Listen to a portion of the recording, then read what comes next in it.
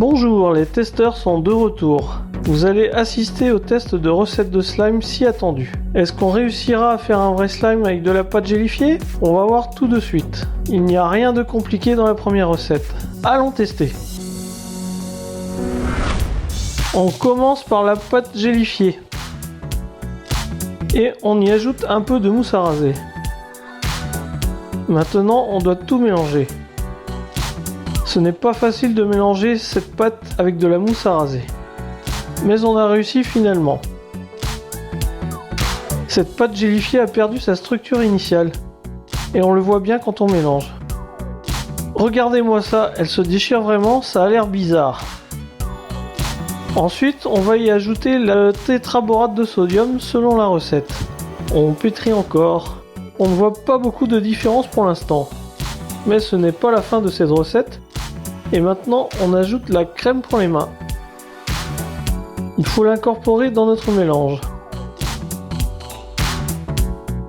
On va voir tout de suite si on a réussi à faire le vrai slime élastique avec la pâte gélifiée. Apparemment, ce n'est pas le cas. Pour vérifier si c'est vrai, on est obligé de prendre ce slime dans les mains et l'étirer.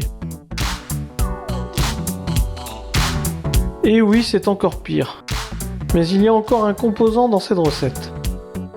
Il faut le rajouter si tout va mal. C'est le bicarbonate de soude. On l'ajoute. Et bien sûr, on l'assimile. Au final, nous n'avons pas du tout de slime élastique. On a juste gaspillé la pâte. Et si on n'avait pas assez ajouté de mousse à raser? On va voir ce qu'on obtiendra si on ajoute encore plus de mousse. Les composants de la mousse à raser sont la crème, l'alcool et le dioxyde de carbone. Quel composant nous aidera? Apparemment aucun. C'est encore pire. Malheureusement, cette recette n'est pas réalisable. Bon, peut-être la recette suivante sera-t-elle mieux. On a encore besoin de la pâte gélifiée. Il faut y ajouter 2 cuillères à soupe de mousse à raser. La dernière fois, c'est elle qui a tout gâché. On va voir ce que ça donnera ce coup-ci. Le slime n'est pas dilué dans la mousse après le malaxage, mais devenu stratifié. On touille encore. Voilà ce qu'on a au final. On ne pourra pas faire mieux. C'est pour cela qu'on y ajoute le composant suivant, une cuillère à soupe de colle. Cette colle sert pour la préparation de bons slimes, donc on espère que l'on réussira.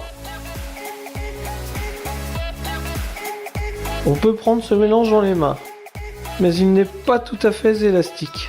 Il se déchire tout simplement. Mais ce n'est pas la fin de cette recette. Maintenant, il faut y ajouter le dentifrice, à peu près de cette quantité. On le mélange avec ce qu'on a, peut-être aura-t-on le vrai slime grâce à ce dentifrice. On va voir le résultat. Et vraiment, notre mélange s'est amélioré.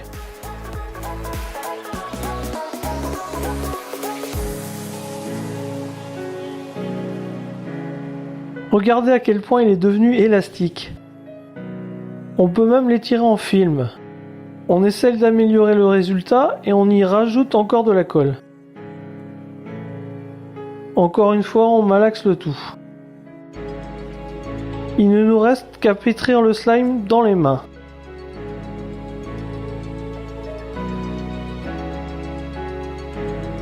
Maintenant, c'est un vrai slime qui s'étire parfaitement. Il peut claquer.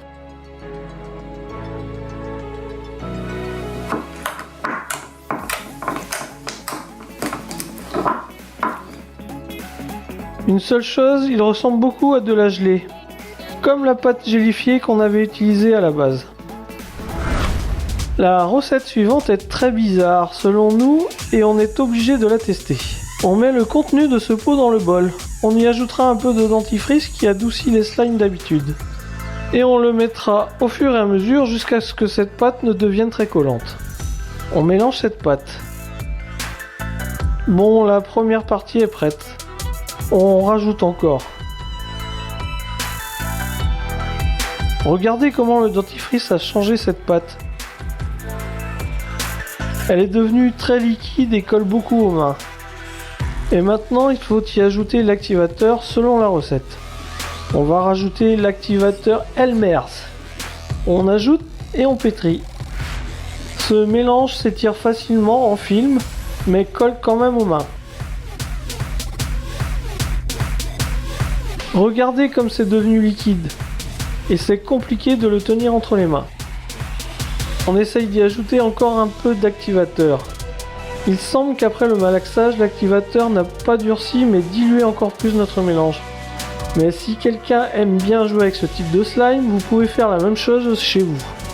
Et si vous voulez jouer avec quelque chose qui ressemble plus au slime, regardez la suite.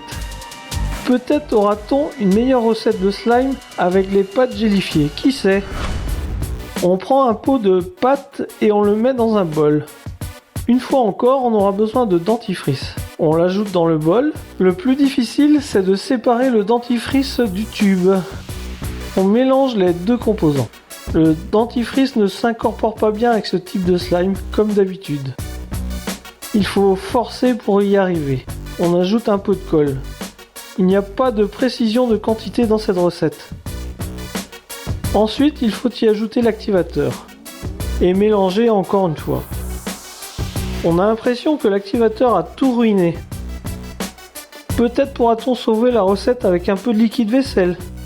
C'est le composant suivant. On l'incorpore dans notre mélange. Il y a beaucoup de mousse quand on touille. Aurons-nous du fluffy slime au final? On va essayer de prendre ce drôle de mélange dans les mains. Et là, on voit qu'on n'obtient pas du tout du slime. Il y a des morceaux de la pâte gélifiée dans cette mousse. On ne sait pas quoi faire maintenant. On peut y ajouter encore un peu d'activateur. Ce coup-ci, c'est le tétraborate de sodium. On va mélanger et voir le résultat. Dommage, on n'a pas eu du tout de slime. Tout ce qu'on a réussi à faire, c'est de gaspiller la pâte gélifiée. Elle est partie en petits morceaux et on va la jeter maintenant. Encore une tentative de faire du slime élastique avec de la pâte gélifiée. On met tout dans le bol. Cela ressemble plus à de la gelée qu'à du slime. On le met au micro-ondes pour 30 secondes. La pâte est devenue très brûlante, mais il n'y a pas d'eau séparée, comme c'était écrit dans la recette. C'est juste la température qui change. On essaye de le mettre au micro-ondes encore une fois pour 30 secondes. La pâte a bouilli et presque débordé du bol, mais il n'y a pas d'eau nulle part. C'est juste un slime chaud. Ensuite, il faut y ajouter de la pâte à modeler ultra légère selon la recette. On le déchire un peu et on mélange. Faire cela avec la cuillère est impossible. Bon, on essaye de les mélanger avec les mains. Le slime est encore très chaud. Et grâce à cela, on peut les malaxer facilement. La pâte à modeler ne se dilue pas dans le gel.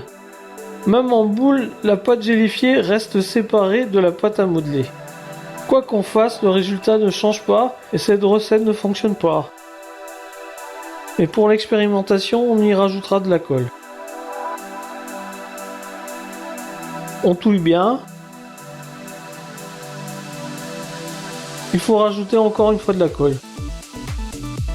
Maintenant, le résultat est bien meilleur. Et la pâte gélifiée et la pâte à modeler se sont mélangées avec de la colle. On obtient du slime. Par contre, il est très dur. C'est pour cela qu'on ajoute du dentifrice.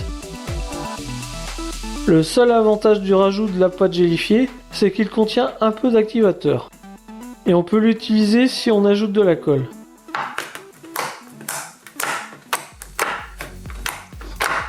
C'est juste quand on ajoutait de la colle qu'on obtenait de vrais slimes aujourd'hui. Abonnez-vous à notre chaîne pour être au courant de l'apparition de nouvelles recettes de slime et à bientôt!